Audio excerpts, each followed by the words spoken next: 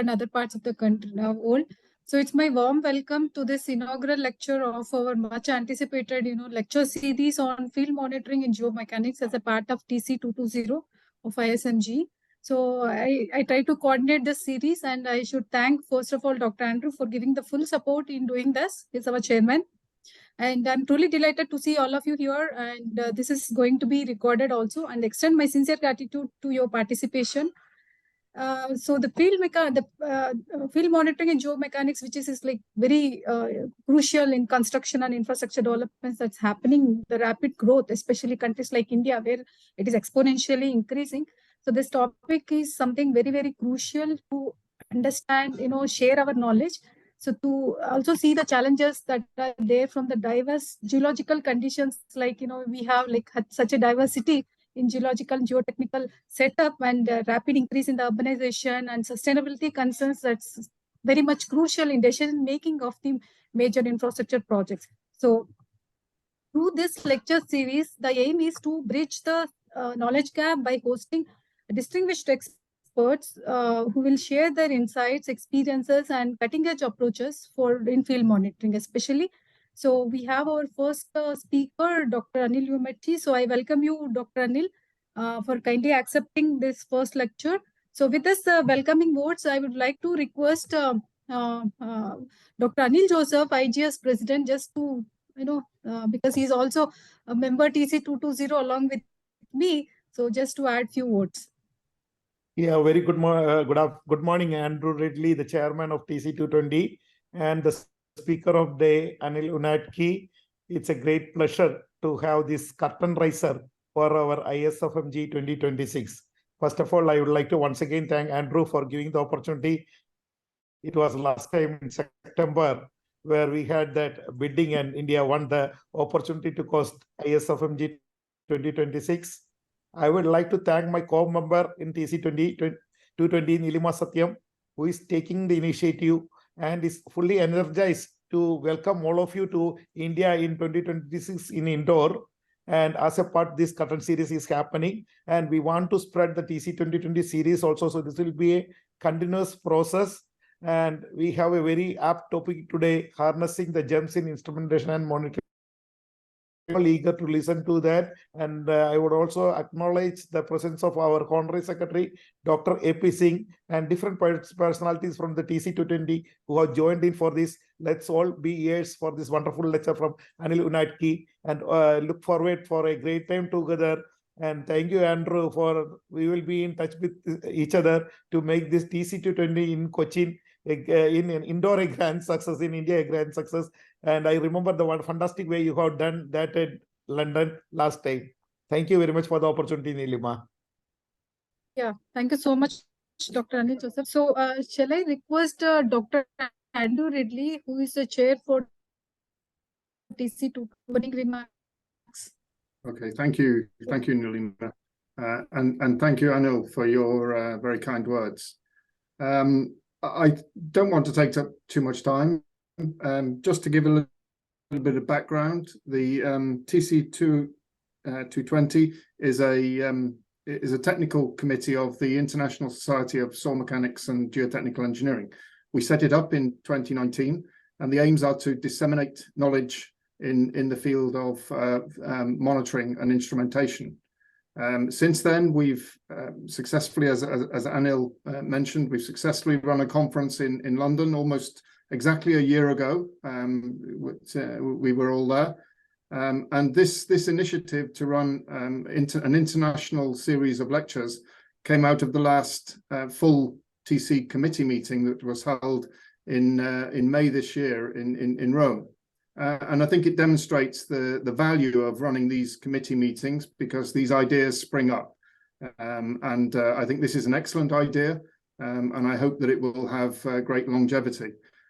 I should thank the Indian Geotechnical Society and Neelima in particular for taking up the role of running this series of lectures, and also to Anil for his support to host the first lecture. So thank you very much for that.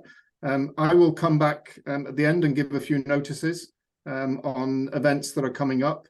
But for now, I'll hand back to Neelima and to Anil for the lecture. Thank you very much. Thank you so much, Dr. Andrew. And so we'd like to start our lecture. So I take it as my honor to introduce our first speaker, Dr. Anil Yunatci. So he is a geotechnical engineer. He's working for Geodestek Limited, and he's also representing a nominated member of TC220 of ISMG. And actually, he has gained a lot of experience, research experience in the field of geotechnical earthquake engineering, more specifically to seismic hazard assessment before joining the industry. As a full-time design engineer, and he also has an experience in site characterization, in situ testing, as well as geotechnical monitoring. He received bachelor's degree in civil engineering in 1999 from Gazi University in Turkey, and then obtained his master's and PhD in geotechnical engineering from Middle East Technical University, Turkey in 2010.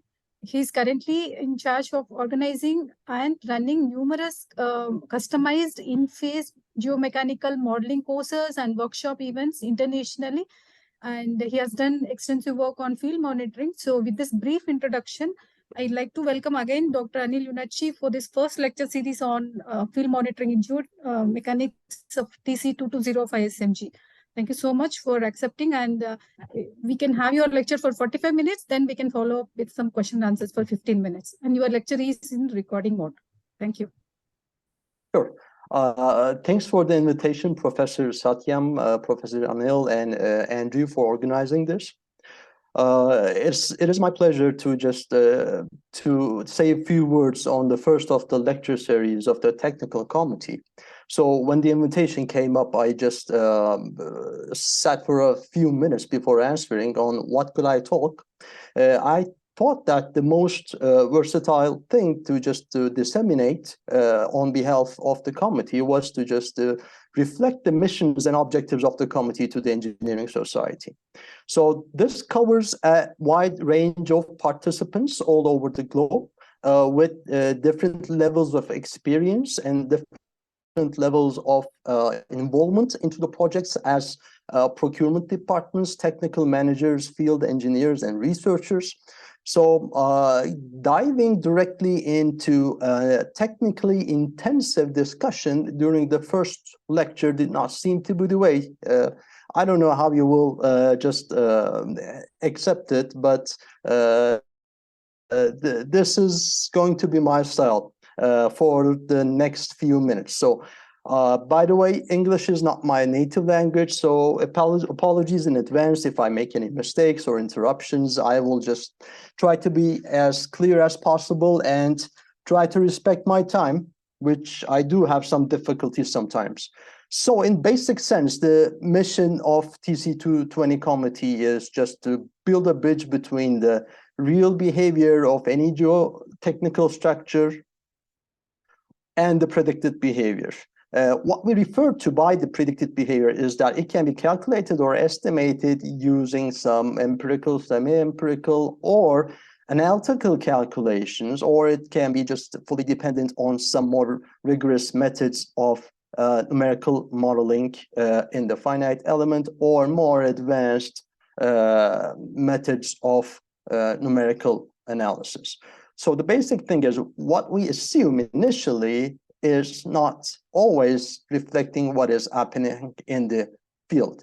Just take an example of a deep excavation project and try to have an idea of the possible failure modes of an anchored pile wall.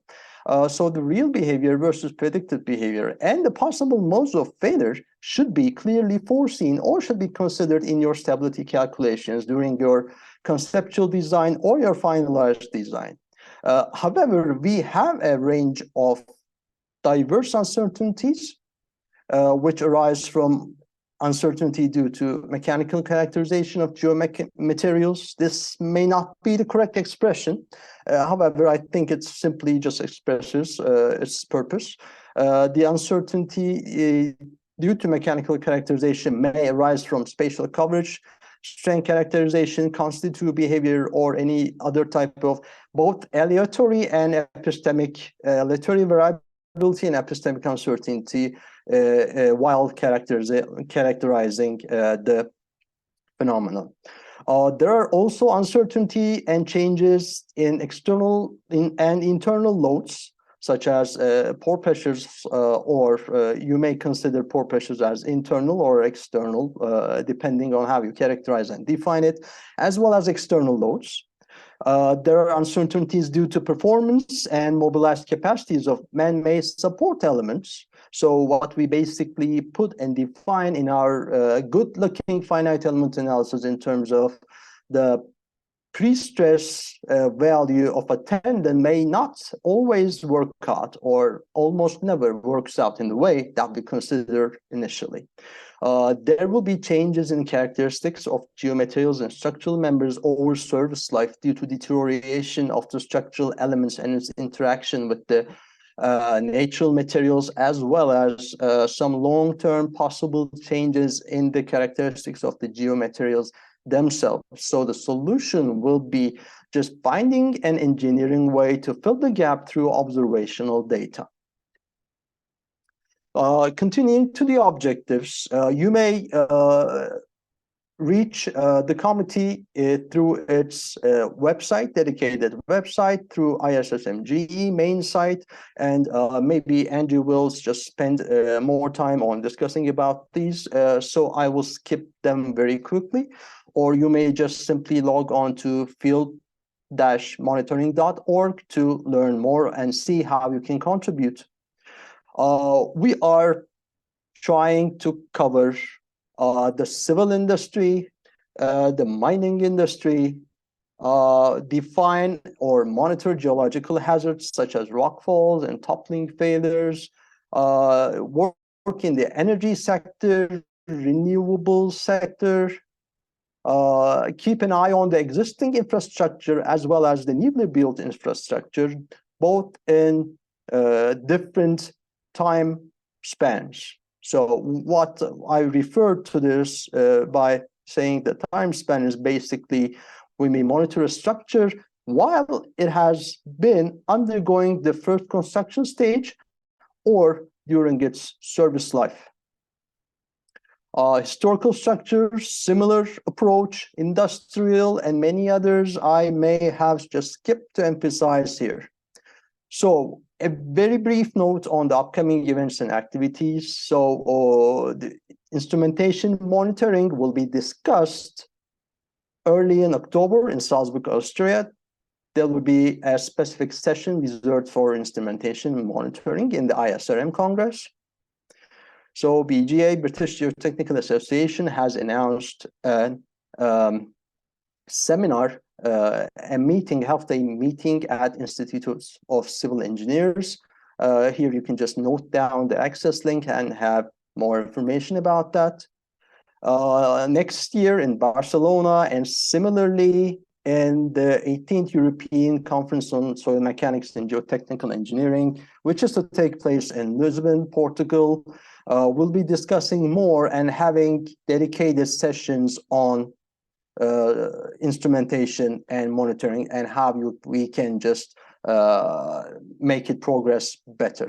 And last but not the least, one other fixed event, which we have already mentioned, the largest dedicated event, International Symposium on Field Monitoring in Geomechanics, will be held in India in 2026. So before just proceeding to the more technical parts, I think we can just take a moment of silence and respect and tribute to the legends and pioneers in this field. I am pretty much sure that I had just a few seconds to emphasize or talk about only a few names. There are many other respected ladies and gentlemen, researchers and practitioners in the field who have just devoted their lives to build a bridge between advanced numerical geotechnical analysis and field observations and bring it into practice. So with due respect, what we have learned and are still learning from the previous generations are still the crucial items that we should be considering, regardless of the tools and the advanced methods that are available to us today thanks to the advancing technology. But the basic principles are staying the same, and they are becoming more and more evident and pronounceable. So to begin with some fundamental definitions. Sometimes this vocabulary is mistaken and used in conjunction of the other. Sometimes we say we're measuring something. Sometimes we're pronouncing we are monitoring a parameter, and we're making data acquisition. I would believe it's just emphasizing that they are slightly different in terms of complexity and the perspective we are taking in terms of their inclusion into instrumentation and monitoring. To start with the most basic one, okay, you're using some data acquisition tools and methods to make measurements. They may be digital or manual, traditional, it doesn't matter. What you basically have is data which is unreducted, unprocessed, unvalidated if it's been recorded in the correct range or not. Then you are simply trying to turn it in this to a piece of knowledge. And that's where the concept of monitoring is coming. So monitoring is basically covering, in my sense, all the aspects of it, plus the data interpretation, and telling people in the most basic sense what is happening to my structure, what has happened to my structure, and what is likely to happen to my structure.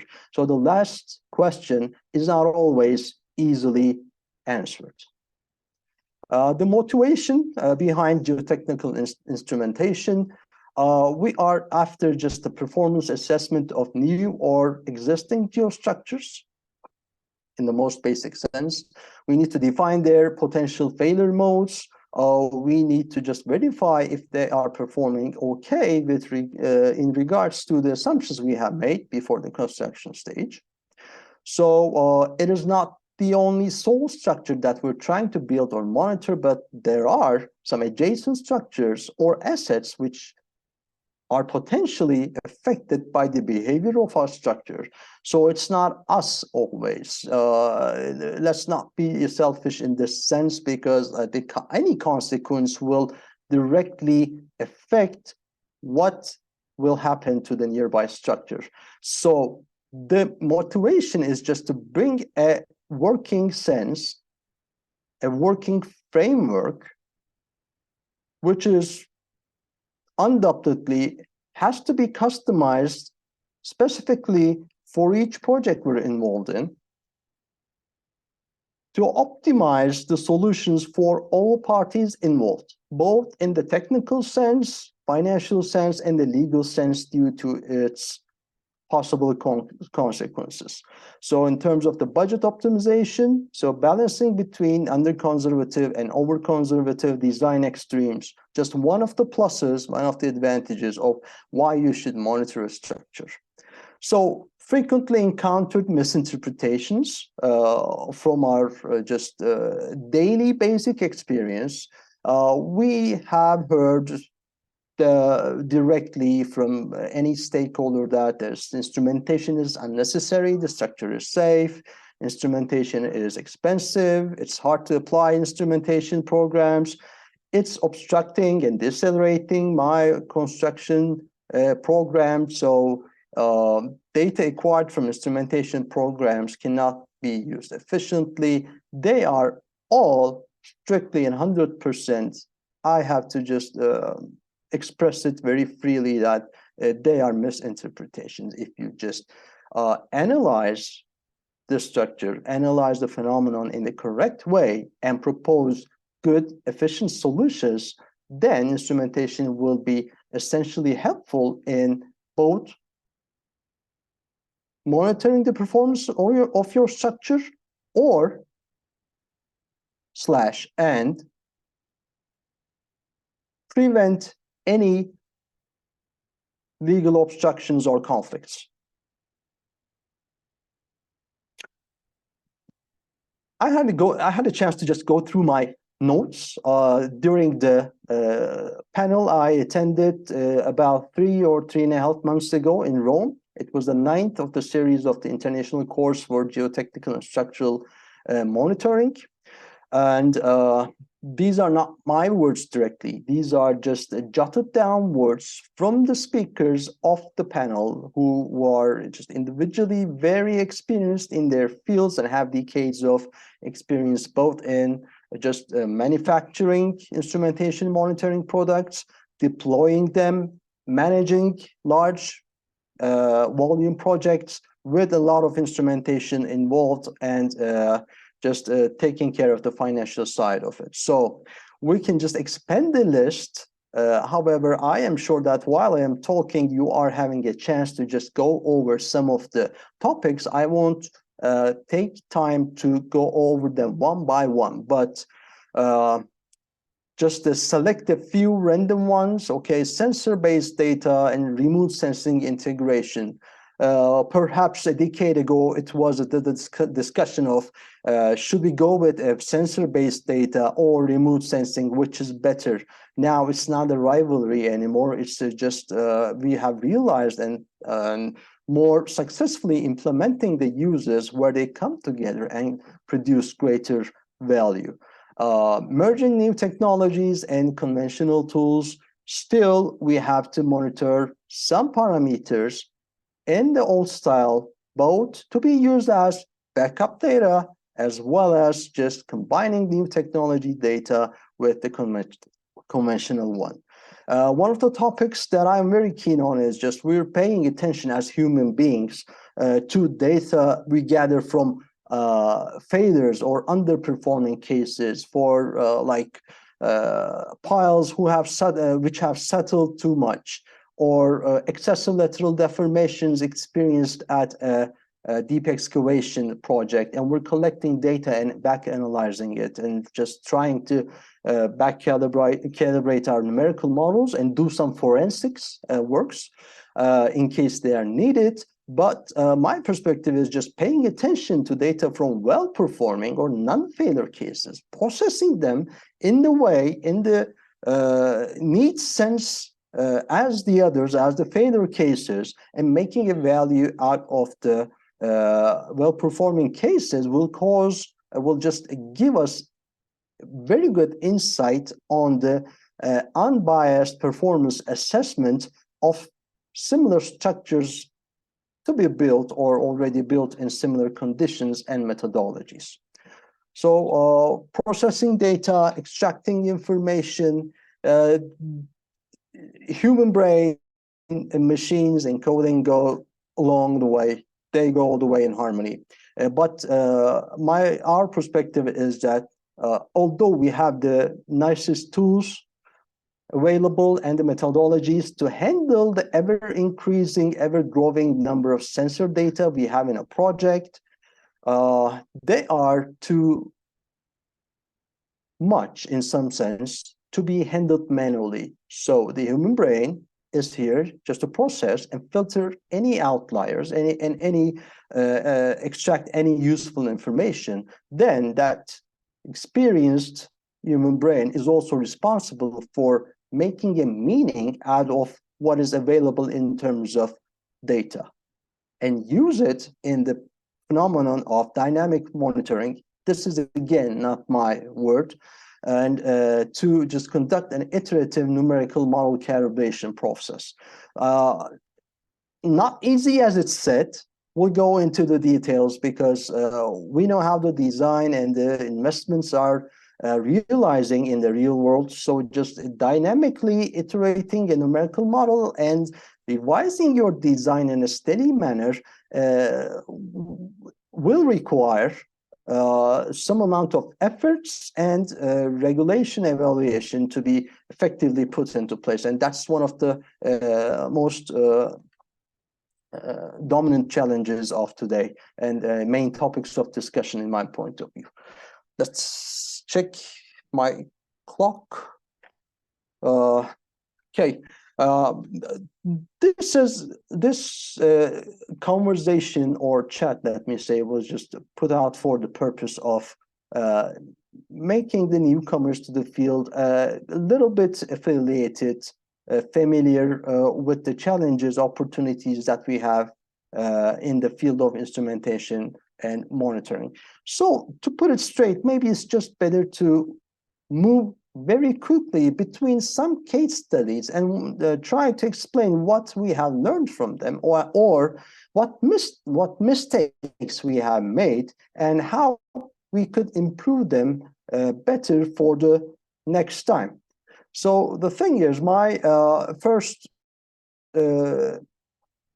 example would be just on the basic strain monitoring of steel braces in a deep excavation project. I am aware that there are numerous papers, scientific papers written on this. I am just trying to go over a very brief explanation of the what is happening between the design officers or the procurement officers and what is really happening in the field, and how we can play a dominant and a collaborative role in just joining all these missing pieces together to reduce the question marks in everybody's mind.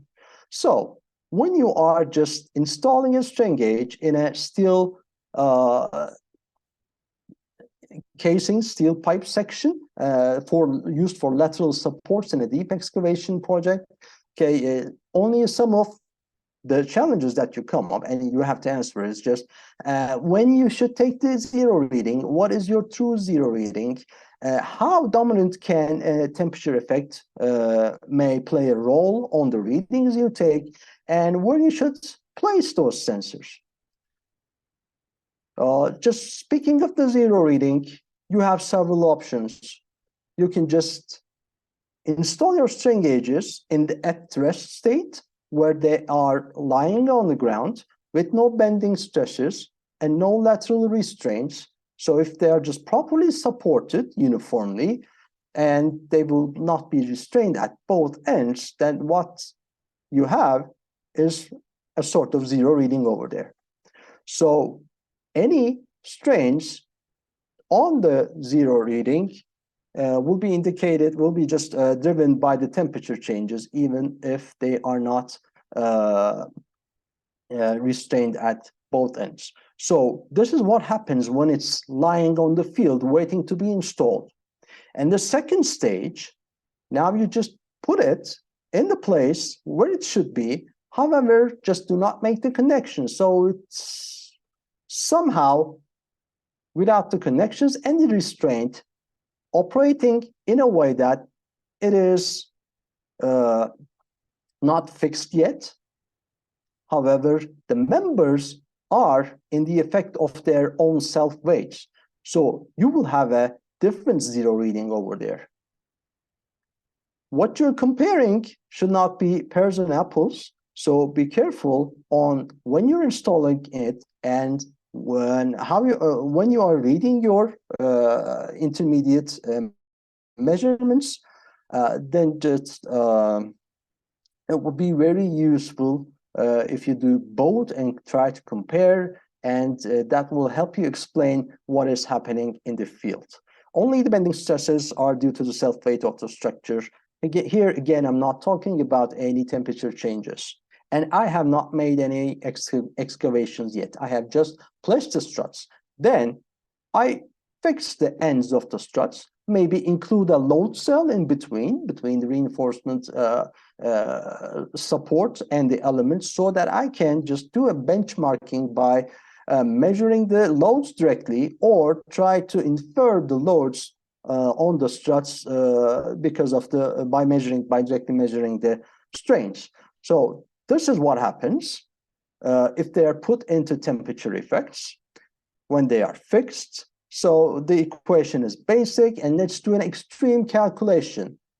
It's a 30-meter long hypothetical element, as I've showed, and we are just living in an extreme environment where the daytime temperatures are highly fluctuating and the change in temperature reaches up to 30 degrees Celsius. Let's see what happens hypothetically and how it is reflected into your readings. So my scenario is the temperature changes from 5 degrees Celsius to 35 degrees Celsius. I have not made any progress in the excavation. Let's see what happens. There are forces induced and the stressors. We do the basic calculation, just select the generic strut cross-section, and we are just calculating that we are about experiencing 110 tons of thermally induced extra stresses on the structural members just due to temperature fluctuation. We do not normally see this in our numerical analysis because we do not conduct numerical analysis on basis of these temperature effects. A lot of case histories showcased in the literature. One of them is taken from Osborne et al. 2023, that's access date. Here you can see that over temperature change of almost 10 degrees, the strut loads on average in 3 different strut levels goes from 1400 kilonewtons to 1800 kilonewtons. So imagine that you are not taking continuous data from your strain gauge readings. Here locally, we don't do that. We recommend that. We do not always succeed in that. It's just some temporal readings taking at each excavation interval or weekly, which is mostly requested, and we object to this. And what happens if you don't carry on a proper practice of frequent sampling by also capturing the temperature change is that you cannot just differentiate any effects of load change due to temperature and versus the excavation stages. By taking the proper readings, you may have the sensor right, you may have the sensor installed right, but you don't. If you don't have the, if you haven't set up the monitoring program accordingly in the appropriate way, then what happens is that you miss those data, and you were faced with questions that the strain gauges are working in an erroneous way, and you are not measuring what you should be expecting. So place of installation, whether just directly along the supported sections or along the mid-span or the quarter span is another discussion. So the thing is, as you all know, you may have some load or strain concentrations, non-uniform concentrations along these members. So take an eye on where you are installing and the potential effects of installation. The number of strain gauges fitted along each cross section. So if you use a double, hopefully if you place it in the up and down direction, then you will get the effect of the axial plus bending, because the bending will be due to the self-weight of the object and any changes onto that. So if you are just installing them facing each other along the hopefully neutral axis, then hopefully you will be just experiencing only the axial effects. If you use more 3 or 4 strain gauges, then you have the luxury of eliminating any eccentricity related effects and see what is going on. So how you design the monitoring project and the details really matters, and the quality of the data you get. Of course, it increases the volume of the data to be processed. However, it gives you a very good knowledge at the end if you interpret it correctly. Most of the time, or just some of the time, we're facing with some difficulties as practitioners, like being faced with a bill of quantities in some procurement stages, like it's saying that not efficient information is provided. I am sure that some of you are also experiencing those issues, and this is only to be overcome by disseminating the knowledge and experiencing and bringing all people together in a common sense. I am sure this will be resolved, and we are quickly spreading and accelerating the perception, advancing the perception of instrumentation monitoring in all projects. So we're improving. If you're just faced with a simple bill of quantity, 4 strain gauges. Then you begin asking more and more and more until you hopefully get a good result on what the project is aiming to monitor. And sometimes you are the one who should figure it out and propose good solutions. I have talked about the placements and what it will just bring to our measurements, but I won't just go deeper into the technical detail. One other case study. This was one of the projects that we were involved in. This is a paper mill in Turkey. It has a 2,500 tons per day capacity paper production plant. This is a finished aerial view.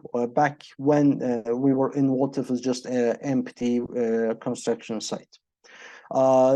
So before installing the main foundation, which was very sensitive to the settlements, we decided and we proposed to do a full-scale load test location. So instrumentation and monitoring for the purpose of quality assurance and design verification. In the most basic sense, in the most basic set of equipments and methodologies in which we can provide some useful data to check our assumptions and numerical models. The sensitive equipment was considered to carry loads ranging between 150 to 300 kilopascals, and the raft, which was ranging from 18 to 165 meters. So it's such a big plant. It was located in a very seismic area, and a series of combined pattern of drilled concrete, rigid columns, impact type, rammed aggregate piers, and GCC columns were designed for group improvement. We did some CPT tests, some borehole logging, and tried to characterize the site.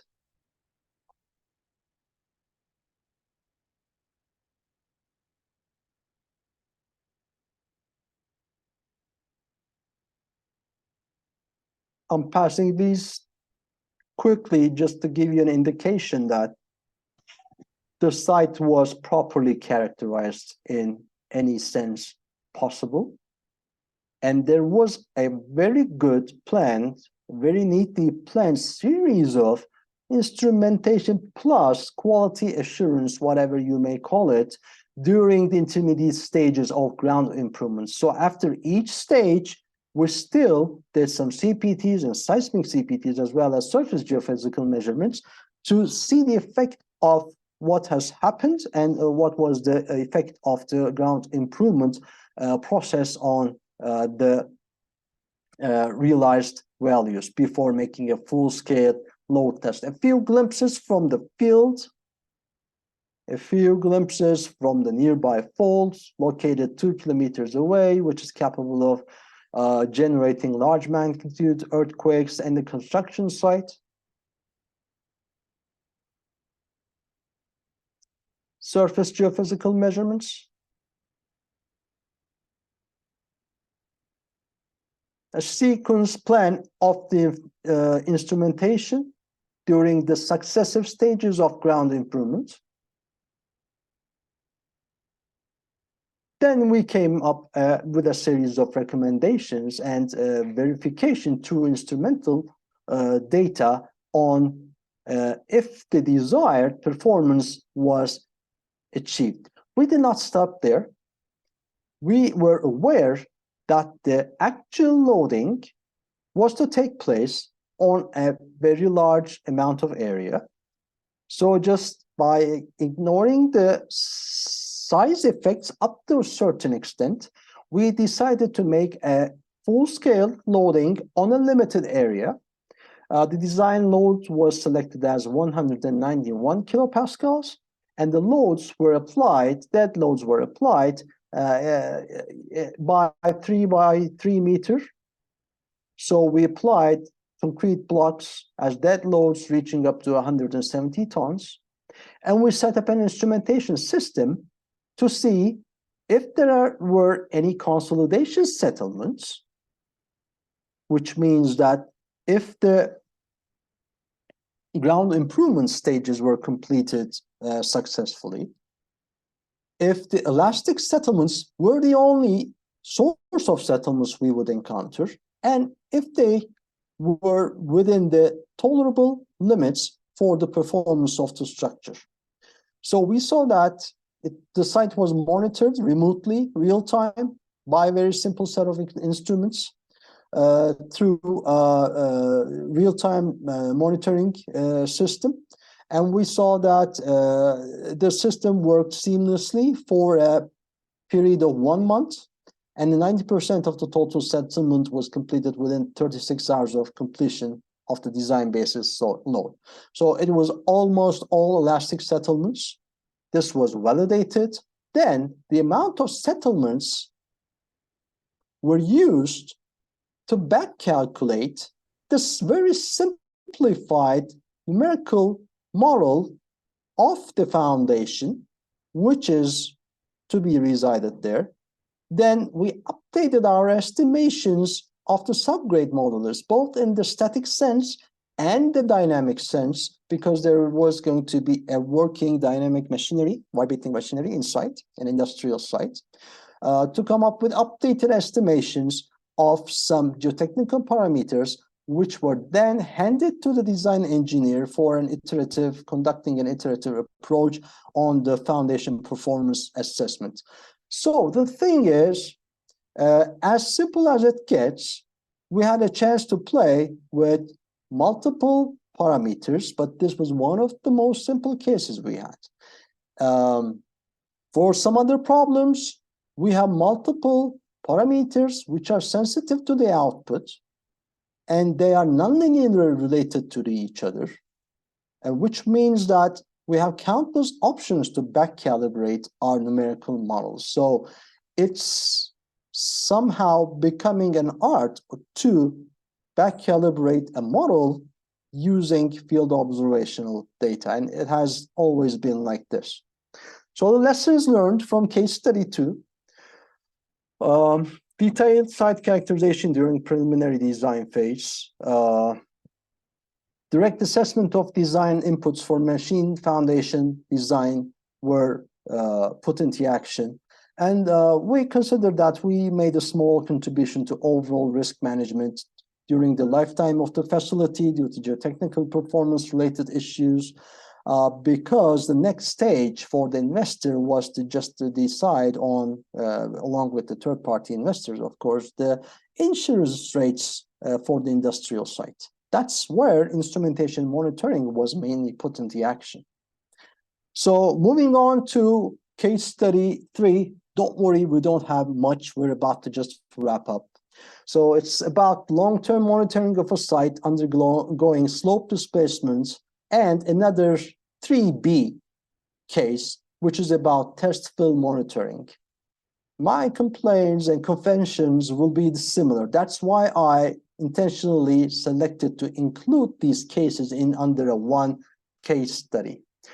So just a quick reminder, as almost all of you are experts here, so groundwater level measurements, we have to just define what we are measuring. So borehole water level is not always equivalent to hydrostatic pore water pressure distribution. That's why we're talking about not the borehole water levels in general during the rest of the presentation, but the piezometric levels. Numerous ways and technologies and tools to measure them. Multiple tools, vibrating wire instruments, fully grouted installation methods, Casagrande standpipe piezometers installed at different elevations. So I'm not concentrating on the tools, what we have, but the output and the essence of the story. One parenthesis to be opened here. I really like this reference and work and like to refer it everywhere in any case I can. I know that this is a big project and I have just quoted the reference. If you're interested, you may have a further read here. The thing is, the astonishing thing for me here is that before the excavation began, because since this is an urban excavation, which any adverse consequence would affect all stakeholders nearby, just the project owner had to begin its instrumentation program 1 year before the excavation began to have an idea of the fluctuation of the piezometric levels nearby and have an estimation of how the pore pressures would be just distributed behind their excavation, and update their numerical modeling efforts in a similar sense. This would also provide them invaluable data in terms of capturing the fluctuation of that parameter within a year due to seasonal changes or rainfalls, so that they would have a luxury of just differentiating how much of that fluctuation you experienced during the construction stage was due to the construction process itself, and how much of it is due to the nature of the groundwater characteristics. So I'm just skipping and closing the parentheses. You will have new, just very valuable information in just capturing on how vibrating wire piezometer, fully grouted ones are should be installed in the field. So a little bit of field experience from our side, and back to our case 3A, a failed slope site, again in an energy plant site where we were invited to monitor. The plan was set up, and we had an array of portable inclinometers, steady inclinometer readings, and piezometric, multi-level piezometric readings. One thing I like is we're still monitoring this site, and it's still working over 7 or 8 years. We lost some of the inclinometer boreholes along the way, quicker than I thought, at different elevations.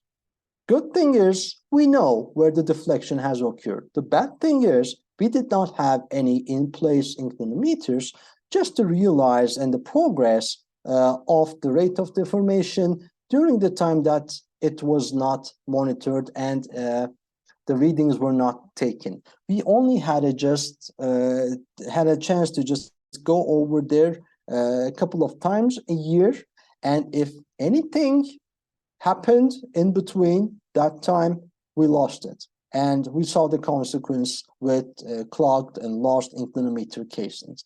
Still, this gives us some data.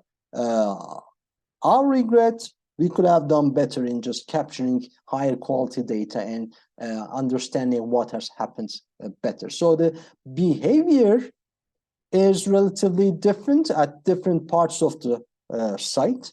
At some sites, we have, at some boreholes, we have some clear just deformations reaching up to 20 meters over 45, 50 meters of boreholes in total. Meanwhile, the same problem was also evident in the piezometric measurements. What piezometric measurements actually deserve is continuous reading and logging. The chance is that our bad chance is that we did not have the luxury of just monitoring them at a steady pace, but we only had a chance to just monitor them once in a while. And this is just practically giving us not much information about why the deformations are being triggered, or if they are closely related with the changes in pore water pressures, because the displacements are cumulative, and once they're there, if you go 2 months later, you're able to measure it. Pore pressures are not. They're dynamic, they can dissipate, and once you miss it, and you don't have the chance to just build some good knowledge out of what you are getting. So the essence of the story is, if the monitoring program was put in the correct way, starting from scratch in procurement, and we had a chance to just persuade people that this was essential, it would have been a better consequence and just provides more insightful data for all of us. So another lesson learned. I'm skipping all these. Just a recommendation on how it should be in the most basic sense. Same problem, another case, a test field site, a ground improvement site where we have an array of multi-point extensometers, settlement plates, inclinometers, piezometers, and try to monitor the performance of a completed ground improvement at a port location. So I'm just simply showing the results of the multi-point rod extensometers. The fill was placed in stages, and between those stages, some measurements were also done. And after the maximum height was reached, again, we had a chance to monitor it for a while, just to see that the fill-induced settlements would be diminished up to until a certain point and would dissipate. And this is what happened with our piezometer measurements. Some of the piezometers were just located at depths where the ground was improved, and that section was supposed to be undergoing only elastic displacements only. And some of the piezometers were just located at elevations where some minor consolidation-induced settlements were expected. The same thing, our regret is that we could have just obtained more valuable data here by getting continuous, maybe hourly or bi-hourly data from the piezometers. And that would be very efficient in terms of just bridging the gap between the design assumptions and what's been observed in the field. Okay, a lot of discussions going on for the ground anchor loads, for the press stressing levels, not for the experts in this field. However, as we've told and shared, there's a great deal of necessity, a demand for disseminating our knowledge to the engineering community and the public and the investors, that we are the interpreters. We should be just playing the role as interpreters and bridging the gap between explaining what is happening in the field and what is the assumption in the design stage. Just a simple 2 rows of press-stressed anchors, a hypothetical a model that I built in the finite element space using different constitutive models. I will not go through the discussion of using the appropriate constitutive model in your modeling. However, just be aware that we are just playing with juggling between balls, having different sensitivities, and it is essential for all parties who are involved in the engineering cycle to be playing their roles in the most correct sense. So the model should be built right, the test should be, and the characterization stage should be carried out accordingly.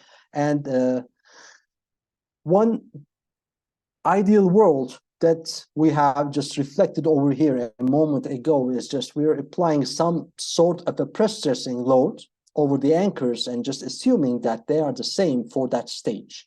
Of course, they're expected to change with respect to the progressing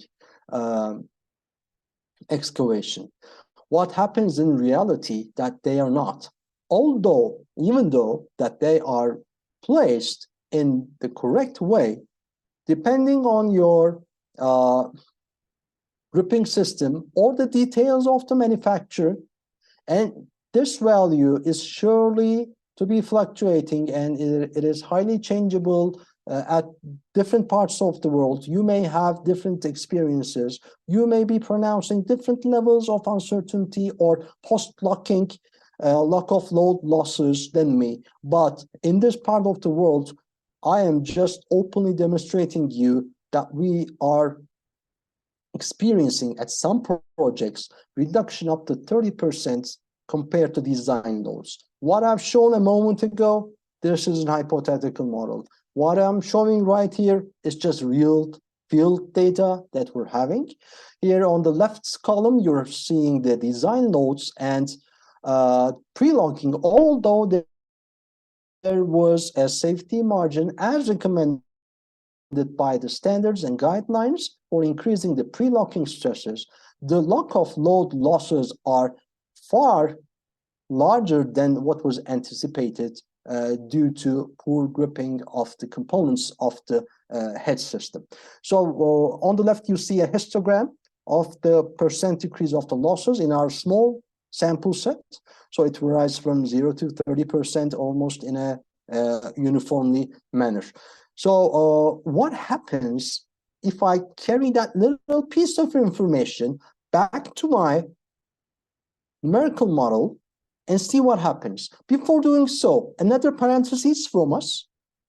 I am just disregarding the improper ways of installation.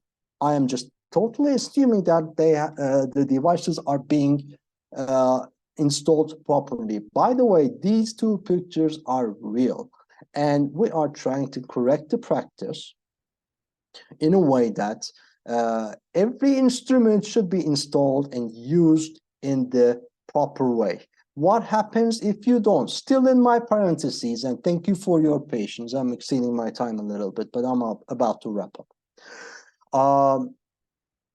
Load bearing plates on both sides of a load cell, an anchor load cell, no matter what type of anchor load cell you're using, is essential. In load cells with a fully filled cross section, the stresses are relatively distributed more homogeneously. However, you still have that problem up to a certain extent, and you can just solve it with proper use of instrument. In anchor load cells used as hollow cross sections, it is more difficult to homogenize the distribution of the surface affected by the stress. If you have a different load cell with a different geometry, you need a different configuration of supporting bearing plates to homogenize the strain and making sure that the loads are measured in the right way. What if you don't? What if you do the wrong thing, or just close your eyes to any documentation provided and by mistake? Here's what you will do. If you are just trying to concentrate or concentrate loads using caps having different dimensions compared to the dimensions of your load cell, you may have readings of larger or smaller value once you just get rid of the hydraulic jack, and you're left alone with the load cell only on that. And that difference can reach up to 20% and maybe even more. And here's a controlled test environment that we made at our labs and field. We installed it in the wrong way and tried to get an estimate of how the difference was if our load cell was installed in the improper way. So although the reaction is linear, the difference has reached 26% compared to what it should be in a perfectly homogeneous distribution. Then we just verified this example using elastic finite element solutions just to showcase what happens if you use, in the proper sense, a load-bearing plate of sufficient thickness and geometry. The numerical analysis show that you can have up to 35 differences, 35% of difference, and a more proper homogeneous strain distribution along the load cell itself, so that it will measure a better value, as it should be. Just trying to replicate what is happening at our labs and doing the correct thing in the lab environment. Again, here's our deviated value when we do the right incorrect installation at our lab environment. And if we correct it, now we're just getting the same value as we should be in the field. So 22% of deviation recorded at our labs, and field finding was 26%. So this is not something new, and this is not rocket science. I'm just trying to demonstrate the proper use of instrumentation products in the fields. It's not always the selection of the correct instrument, but how you install it, how you use it, and how you interpret it. Back, closing my parentheses, back to my anchor loads and my beautiful, colorful numerical model. Let's see what happens here. If I have a 10% and 20% reduction in my lock of loads in my anchor cells, what happens to my displacements? You see, the sensitivity differs with respect to the soil model, material model that you're using, and you can play around with other variables as well. It's completely nonlinear process. If you do a poor meshing, then you are more sensitive. Then what I have to say here at this sense is, if you have a field observation data, make sure that you are comparing it with a neatly tailored numerical model as much as possible, so that you will do the calibration process in a fashionable way. Same for the displacements, which are expected behind the wall. A little bit of sensitivity studies based on the real observational data. And my last words here at this phase will be the change in lock of loads. If you reflect these findings back to your numerical model and rerun the model. So my last case study, making use of observational data through multiple sources. So far, I have just emphasized on only sensor-based solutions, but we were faced with a very tough problem, which was the story was continuing for almost a quarter a century along a critical site. So they have lots of good quality data. Due to confidentiality reasons, I don't have a chance to just reflect or provide more information. But what I can say at this point is that we had a chance to work with GPS data, topographical data, some satellite-based data, as well as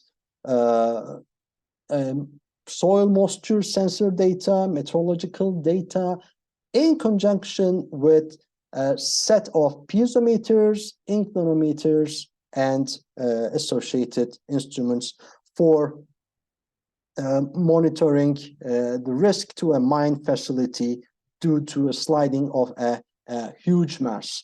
What we inferred from here, thanks to the information we gathered from the instruments and being on site and just iteratively digging through every piece of information that was collected over time. Of course, we had to eliminate some of them, and that was based on judgment, and yet no machine can do it. So geotechnical engineers who are just following us here, you can be proud of yourselves.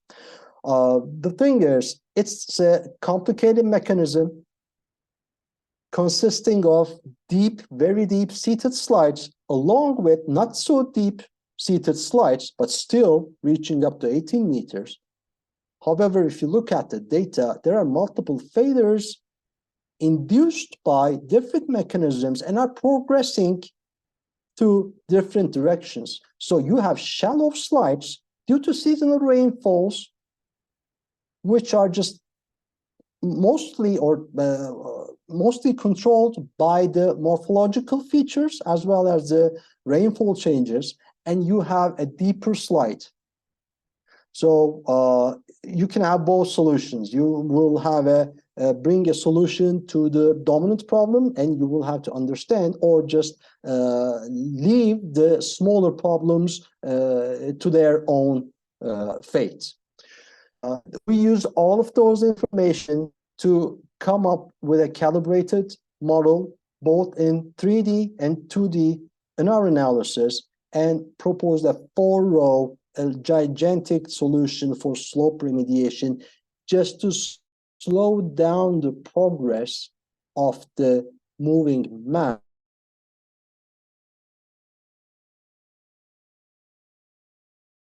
We always just combine all of these data, available data, instrumentation data, to calibrate our models, to verify or refine our failure surfaces in our cross sections and progress. So vision for the current and future industry needs. I'm fully aware that most of you are more experienced than me. So let me just put out a few words and then conclude and leave the word to you. So instrumentation monitoring is gradually becoming a standard of practice, maybe more rapidly than we consider. International standards about the general concepts are being set thanks to the efforts. Sensors are gradually becoming more affordable, however, still not budget friendly. However, they are not a big concern compared with the value they bring to the solution and the problem definitions. Coupled use of contact-based sensor data and remote sensing has become inevitable. Now we are just entering a new era where we can just collect all of them together and process accordingly. Data management software tools for sensor-based data is now becoming a standard, or has already become a standard in my point of view. The most critical missing piece, there's desperate need for trained human resource, manual and semi-automated tools, technologies, and methodologies for interpreting collected data to understand structural behavior. And that's perhaps one of the largest objectives and missions of the TC220 committee, and everyone is welcome to contribute further. As a wise man and a smart engineer said, it's all on the screen, so I will remain silent for the rest of the day. Thank you very much. Thank you so much, Dr. Anil Yunatci. So can we have a couple of questions from the participants? So participants, if you have anything for any kind of yourself, and then you can or raise your hand.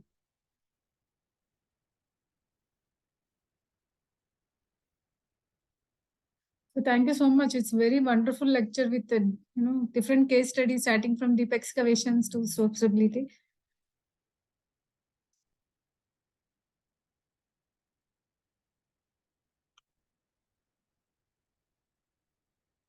So just to inform, this lecture series will be recorded and will be posted to all the participants also. So there is a Google form attached in the chat box. So if you want to, because this is a monthly series which has been started under TC220.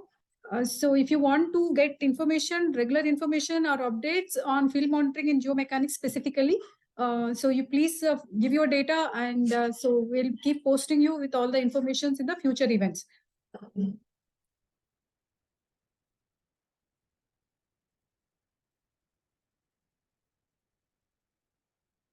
So you can drop your email ID, and so the speaker's details will also be posted along with this particular presentation. So you can directly contact Dr. Anil Yunatci for any kind of discussions in future. So with this, I think since there are no more discussions or the questions from the participants, so thank you so much for all the active participation. And Dr. Andrew, you have anything? So participants, please fill your details in the Google form attached. Don't just post it in the chat. Kindly do that, take a minute, and then you can fill your data so that you get details from ISMG or TC220 or IGS also. Just for information, if you're not a member, please take the memberships. It's very important to get networked. Yeah, Google Excuse form, me, can I have a question? Yeah, please. Yes. First of all, I am Mutassim Zarzour. Dr. Ali, thank you for the wonderful presentation showing case studies. I want to ask about how the observational data facilitated how to model the site and how to find the solutions to your problem. Was it critical to have this observational data? Sorry, I was muted, Mr. Mutasam. I would just simply answer in the way that in each of those case studies I have tried to present, they were essential in interpreting what was actually happening on the site and how the structure was behaving. So it had direct implications on the solutions we proposed for the rest of the service life of the structure. Definitely a yes. Thank you.